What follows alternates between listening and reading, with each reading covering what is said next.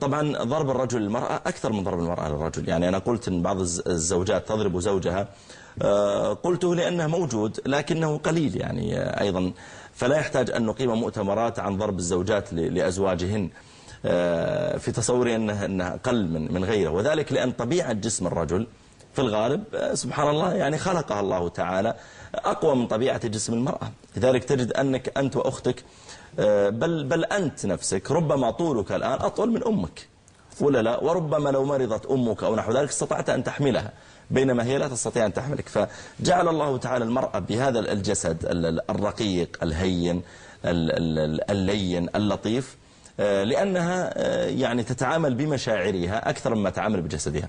لذلك تجد أن الرجل قد يؤدب زوجته بالضرب وهي تؤدبه بالبكاء أحيانا، ويحصل على ما يريد بالصراخ وهي تحصل على ما تريد بالبكاء والعاطفة منه. فربما كانت عاطفة المرأة أحيانا يعني أشد من ضرب السيوف بالنسبة للرجال. هذا أول شيء. عظوهن مرة مرتين 3 4 10. إذا ما نفع اهجروهن في المضاجع، ما ينام معها، يعني يزعل عليها، يقاطع كلامها بحيث أنه خلاص ما يتكلم معها، يجي يتغدى تقول له كيف الحال ما يرد عليها، طيب تبغى شاي ما يرد عليها. اهجروهن، يهجرها في الكلام، يهجرها في المضجع، لا ينام معها، ينام في غرفة ثانية، بيان لها أني أنا زعلان منك. إذا ما نفع معها هذا، ما نفع الوعظ، ونام لوحده في غرفة وقالت الحمد لله فكه منك، السرير صار واسع الآن وأنا أنام الحالي على السرير أتقلب مثل ما أريد، لا نفع معها هذا ولا هذا، إيش الحل الثالث؟ واضربوهن. ما كيفية هذا الضرب؟ إيش رأيك محمد؟ الضرب غير مبرح يعني، أو يعني ما كيف غير مبرح؟ يعني ما أضربها مثلا على الوجه طبعا الضرب على الوجه ما يجوز حتى في الدابة. حتى الإنسان لما يضرب له دابة، لو مثلا الناقة تريدها تمشي، ناقة ولا أكرمكم الله وأكرم السامعين حمار تريده يمشي، ما يجوز تضرب على الوجه. فإذا كان هذا الوجه يا جماعة فما في الدابة فما بالك بالإنسان.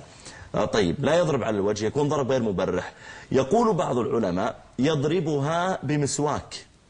تخيل أنا معي مسواك، يعني واحد مثلا زعلت زوجته ما هي فاهمة، قال بالله شوف الولد طاح وشيليه، الولد طاح قريب من الدفاية مثلا ولا عند الكهرباء، الولد ابعديه.